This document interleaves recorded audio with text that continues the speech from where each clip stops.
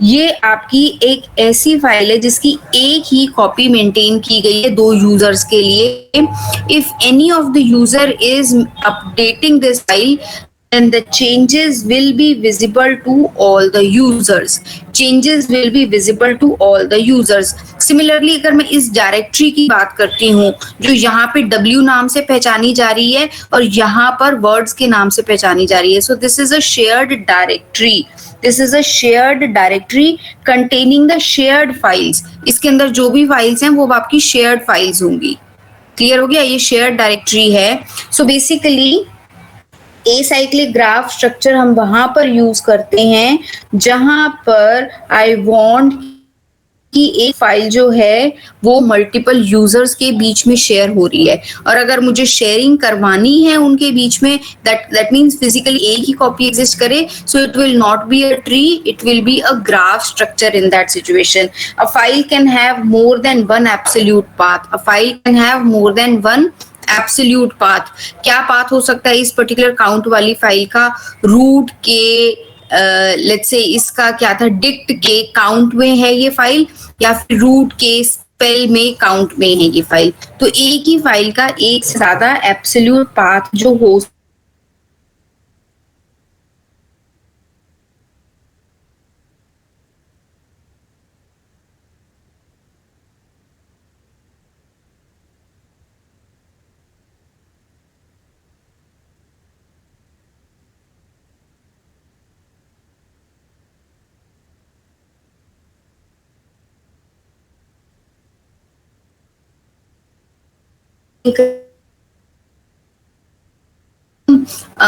Files को जो अलग अलग फोल्डर्स में पड़ी होती हैं उनको एक्सेस कर सकते। कितने बच्चों को ये कंसेप्ट याद है लिंकिंग का?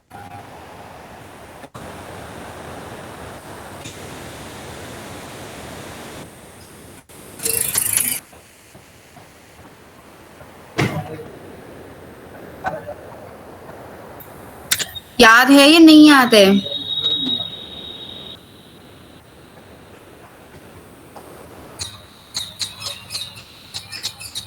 स्टूडेंट्स आप सुन पा रहे हैं? Are you able? Yes ma'am. अच्छा, फिर जवाब क्यों नहीं आ रहा था इतनी देर से? मैम नहीं याद। तुम्हें याद नहीं है बेटा हमने जब कॉपी की बात की थी और लिंक की बात की थी, हमने ये बात की थी कॉपी करना है एक सोर्स फाइल को एक डेस्टिनेशन फाइल में। कॉपी इज द कमांड और this is the name of the source file, this is the name of the destination file. इसके अलावा हमने एक लिंक कमांड देखी थी, लिंक कमांड में मैं भी सोर्स फाइल और डेस्टिनेशन फाइल देती थी, बट इसके अंदर हमारी दो अलग अलग टू सेपरेट कॉपीज बनती थी, हमारी दो अलग अलग सेपरेट कॉपीज बन जाती थी एक फाइल की, और जब मैं लिंक कर रही थी ये हमारी कमांड थी कॉपी की। अगर नहीं याद है तो ये बहुत खराब बात है, मैं दोबारा ये सारा बता रही हूँ, जबकि लैब क्लास में मैं तुम्हें दिखा चुकी थी। तुम अपनी लैब क्लास की कॉपी खोल के देखना, तुम्हें मिल जाएगा, तुम लोगों ने भी प्रैक्टिस करी थी इस चीज की।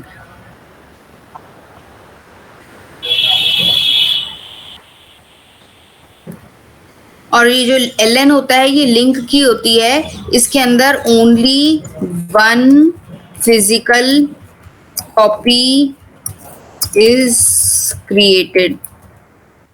ठीक है, दैट मीन्स जब एक ही फिजिकल कॉपी एग्जिस्ट करती है तो आपके यूनिक्स एनवायरनमेंट सिस्टम में एक कंसेप्ट होता है आइनोड, या फिर जिसको कि मैं बोलती हूँ इंडेक्स ब्लॉक। इंडेक्स ब्लॉक में सब इंफॉर्मेशन होती है related to a file except data. Index block maintains all the information related to a file except data.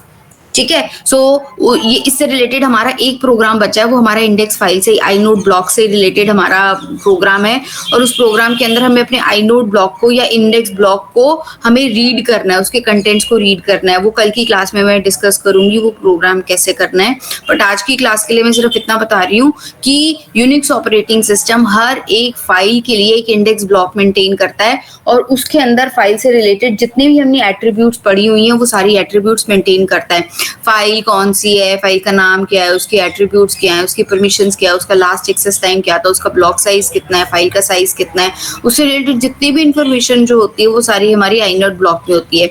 जब फिजिकली एक ही कॉपी एग्जिस्ट करती है तो उन दोनों का एक ही आइनोड ब्लॉक होता है।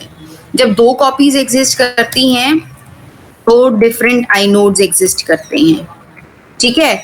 और इन दोनों आइनोड्स को देखने का तरीका क्या होता था, आपको मैंने बताया था, ls-i अगर मैं करती थी तो i स्टैंड फॉर आइनोड। मान लो आपने कॉपी S1 और D1 कर दिया था, तो इससे क्या होगा, S1 को एक अलग आइनोड मिलेगा, D1 को एक अलग आइनोड मिलेगा।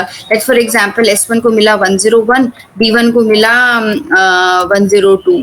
पर जबकि यहाँ पर मैं करती हूँ S1 और D1 को मैं करती हूँ तो S1 को भी अगर 101 मिला है तो D1 को भी 101 ही मिलेगा, इंडिकेटिंग कि दोनों के दोनों की एक ही फिजिकल कॉपी एग्जिस्ट करती है।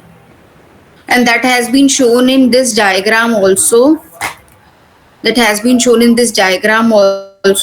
कि physically they are pointing to a single file। मैंने उस दिन भी बताया था ना, ये जो सर्कल जो है ये आपकी फाइल रिप्रेजेंट कर रही है और ये बेसिकली आपके फाइल पॉइंटर है। तो दो डायरेक्टरीज में अलग अलग फाइल पड़ी हुई हैं and they are pointing to the same file. So this is a more flexible approach but a little complex to implement। यहाँ पर आपकी एलाइजिंग प्रॉब्लम हो सकती है, एक ही फाइल के एक से ज्यादा नाम एग्जिस्ट करते हैं। मैंने अभी बताया था ना, एक ही फाइल के, जैसे फॉर एग्जांपल इस डायरेक्टरी को देखो, ये डायरेक्टरी W नाम से भी पहचानी जा रही है और ये डायरेक्टरी वर्ड्स नाम से भी पहचानी जा रही है। सो एलाइजिंग प्रॉब्लम हो सकती है, दैट मीन्स डिस्टिंक्ट फाइल में refer to the same file, distinct file names refer to the same file. And another problem जो यहाँ पर होती है, that deletion of a file में lead to dangling pointers. Dangling क्या होता है, लटके हुए पॉइंटर्स, मतलब एक्स्ट्रा पॉइंटर्स। डैंगलिंग पॉइंटर का मतलब क्या होता है कि वो जिस चीज को पॉइंट कर रहे थे वो डिलीट हो गई है बट गलती से पॉइंटर्स छूट गए हैं, ठीक है। जिस चीज को वो पॉइंट कर रहे थे वो पॉइंटर्स जो है वो रह गए हैं, जो जिस चीज को वो पॉइंट कर रहे थे वो चीज, वो फाइल हो या व्हाटएवर, वो हमारी लिंक लिस्ट की नोड जो भी आप कहना चाहते हो वो डिलीट हो गई है बट पॉइंटर्स जो है वो अभी भी रह गए हैं। जैसे फॉर एग्जाम्पल मैंने एक डायरेक्टरी से मैंने फाइल की एंट्री को डिलीट कर दिया, मैंने फाइल डिलीट कर दी, कौन सी वाली, ये मैंने काउंट वाली फाइल जो थी ये डिलीट कर दी, ठीक है। सो एक जगह से तो एंट्री डिलीट हो गई, दूसरी जगह अभी भी पॉइंटर पड़ा हुआ है, so that becomes the dangling pointer. Dangling pointer जो है it leads to space wastage also, क्योंकि आपकी जो पॉइंटर्स जो है उनको भी स्टोर करने के लिए मेरे को स्पेस जो है वो रिक्वायर चाहिए होता है, ठीक है। यहाँ पे आओ एक बारी, in this particular approach two different files may have multiple absolute path if dict deletes a list। if dict ये वाली डायरेक्टरी थी ना, if dict deletes a list, ये वाली फाइल को अगर डिलीट कर देता है तो डैंगलिंग पॉइंटर, वैसे लिस्ट को डिलीट करने से प्रॉब्लम नहीं आएगी, काउंट को डिलीट करने से प्रॉब्लम आएगी। अच्छा लिस्ट, अच्छा ध्यान दो, अच्छा यहाँ पे एक और चीज ध्यान देने वाली है, लिस्ट यहाँ पे है और एक लिस्ट यहाँ पर भी है, दोनों की सेपरेट फाइल एग्जिस्ट करती थी, दैट मीन्स ये कॉपी हुई है। लिस्ट जो थी वो कॉपी हुई है, इस नाम से भी एग्जिस्ट करती है और इस नाम से भी एग्जिस्ट करती है, तो दोनों के अलग अलग फिजिकल कॉपीज एग्जिस्ट करती हैं, पर जबकि काउंट जो है उसकी अलग अलग कॉपी जो है वो एग्जिस्ट नहीं करती है, ठीक है। Deletion of a link need not affect the original file, only the link is removed। if the file entry itself is deleted, space for the file is deallocated, leaving the links dangling। ये paragraph दोबारा से मैं समझाने की कोशिश करती हूँ। मान लीजिए एक फाइल ऐसी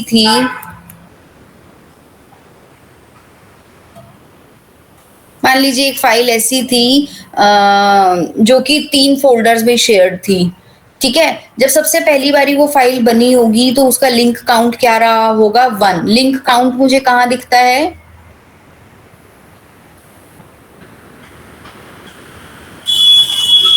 लिंक काउंट मुझे कहाँ दिखता है, पता है क्या हो रहा है, आगा दौड़ पीछे चौड़, क्या होता है ये, इसका मतलब कि आगे आगे भागते जा रहे हैं और पीछे जो किया हुआ है ना वो सब बिल्कुल जीरो हुआ पड़ा है, पीछे जो की हुई चीजें थी तो कुछ भी याद नहीं है। तुम्हें वो कमांड याद है ls-l? ls-l याद है, which is use to generate a long list. उसके अंदर तुम ध्यान देना, उसको दोबारा से उस कमांड को चला के देखना, आपकी एक एंट्री आती है which says the number of link. Please ये सारे स्टूडेंट्स ध्यान से सुन लो और इस चीज को करके देखना। ls-l के अंदर एक एंट्री आती है number of link. By default the number of link for a file is 1 and the number of directory is 2.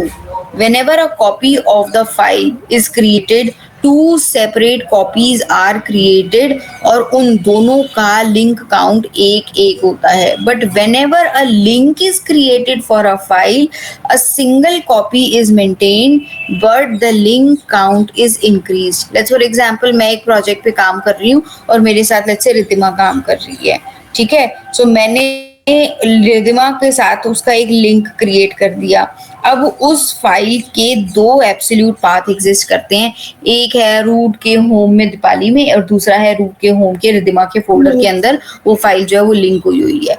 It can be the same name for the file और it can be different name for the file. दोनों तरीके हो सकते हैं, हो सकता है वो फाइल जो है वो सेम नाम से पहचानी जा रही है और हो सकता है वो डिफरेंट नाम से पहचानी जा रही हो।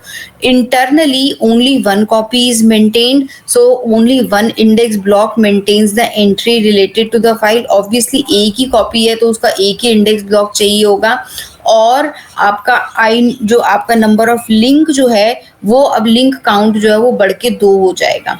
लेट्स से कल को हमें पल्लवी भी ज्वाइन कर लेती है उस प्रोजेक्ट के लिए, तो इन दैट सिचुएशन अब हमने एक और लिंक क्रिएट कर दिया और उसकी एक और कॉपी कैसे जनरेट करी है, रूट के होम के पल्लवी के फोल्डर के अंदर अब उसकी कॉपी जनरेटेड है। सो नाउ व्हाटएवर चेंजेस हम तीनों जो भी चेंज करेंगे वो हम तीनों को विजिबल होंगे, जो भी हम चेंज कर रहे होंगे वो हम तीनों को विजिबल होंगे वो सारे चेंजेस, ठीक है।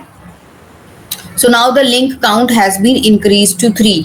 अब कोई यूजर जो है अगर अपने वाली फाइल की कॉपी को डिलीट करता भी है, then also the copy is remained or retained and the link count is just decreased to 2 instead of 3, now it is decreased to 2। तो यही चीज लिखी हुई है।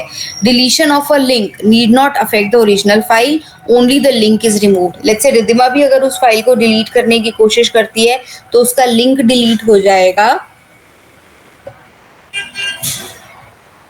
फाइल एज इट इज रहेगी, उसका लिंक डिलीट हो जाएगा, फाइल एज इट इज रहेगी।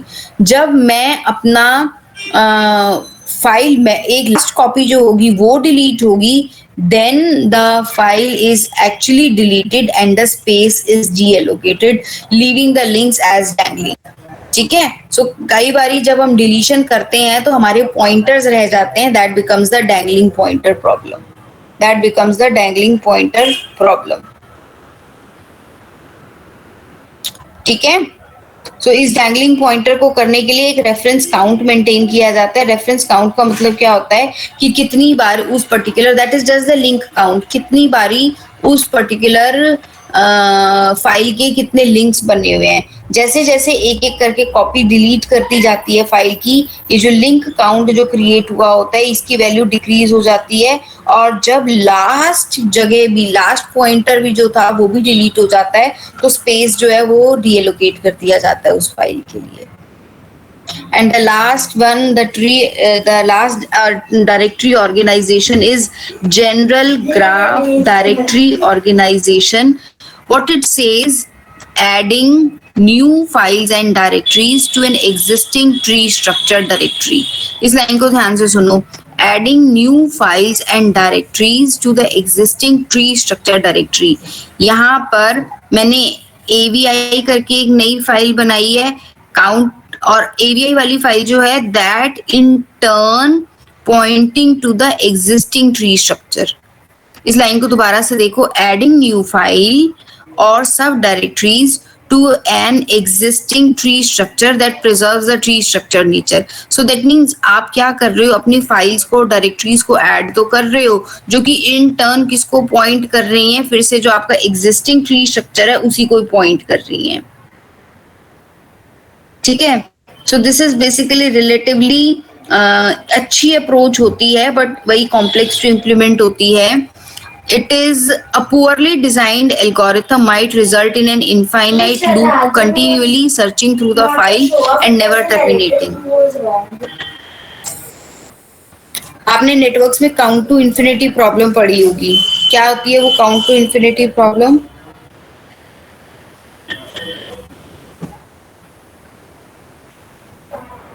क्या होती है वो count to infinity problem?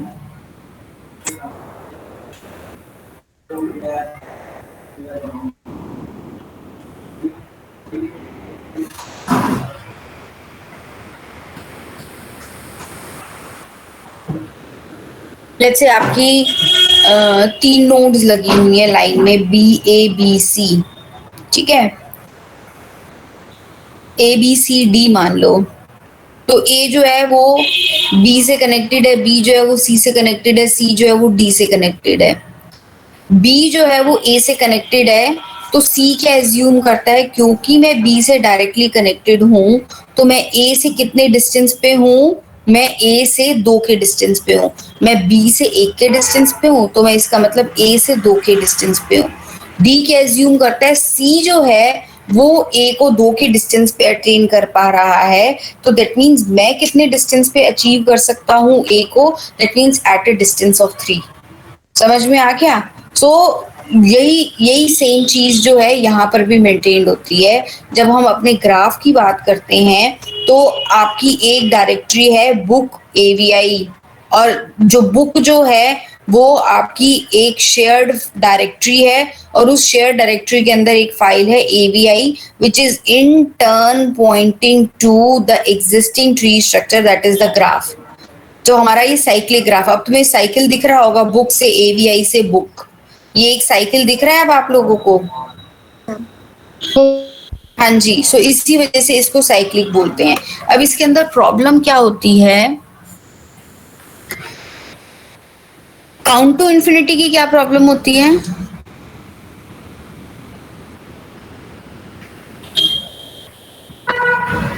Count to infinity बेटा तुम नेटवर्क में टर्मिनेट नहीं होता. टर्मिनेट नहीं होता. क्यों टर्मिनेट नहीं होता?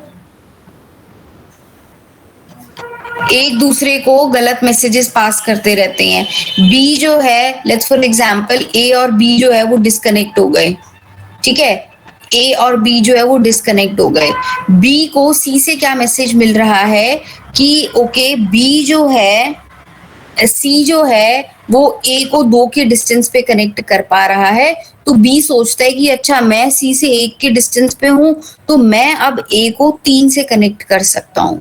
यही सेम मैसेज जब सी के पास जाता है, सी को मैसेज पता चलता है अच्छा बी जो है वो 3 के डिस्टेंस पे कनेक्ट कर रहा है, तो मैं यानी कि ए को 4 के डिस्टेंस पे कनेक्ट कर सकता हूँ. यही सेम मैसेज फिर से सी जो है वो 4 के डिस्टेंस से कनेक्ट हो रहा है, तो दैट मीन्स मैं 5 के डिस्टेंस से कनेक्ट हो सकता हूँ. सो दैट मीन्स आपकी जो गलत इंफॉर्मेशन है वो बहुत जल्दी, काउंट टू इन्फिनिटी प्रॉब्लम के अंदर यही होता है कि जो आपकी फॉल्स इंफॉर्मेशन होती है वो जल्दी प्रोपिगेट होती है. फॉल्स इंफॉर्मेशन जो प्रोपिगेट होती है, यहाँ पर भी यही सेम प्रॉब्लम आ रही होती है कि इनफाइनाइट आपकी काउंटिंग चलती रहती है, इनफाइनाइट सर्चिंग चलती जाती है एंड विदाउट टर्मिनेटिंग. अब यहाँ पे क्या हो रहा होगा सोच के देखो कि बुक जो है वो भी AVI को पॉइंट कर रहा है, और बुक जो है यहाँ पे भी AVI को पॉइंट कर रहा है, और AVI वापस बुक को पॉइंट कर रहा है. अब इनमें से एक कॉपी अगर मैंने डिलीट कर दी, AVI की एक कॉपी मैंने डिलीट कर दी, तो पॉइंटर्स की वजह से ऐसा लगेगा I can access through the book. Book को लगेगा मैं AVI के थ्रू पहुंच सकता हूँ, AVI को लगेगा मैं बुक के थ्रू पहुंच सकता हूँ, बुक को लगेगा मैं AVI के थ्रू पहुंच सकती हूँ, AVI को लगेगा मैं बुक के थ्रू पहुंच सकती हूँ. सो आपका जो लिंक, आपका जो काउंट जो है वो कंटिन्यूअसली ये बोल रहे हो कि मैं AVI से मैं कनेक्ट कर सकती हूँ, और AVI को लगता है कि बुक तक पहुंचने के लिए एक लिंक का काउंट चाहिए, बुक को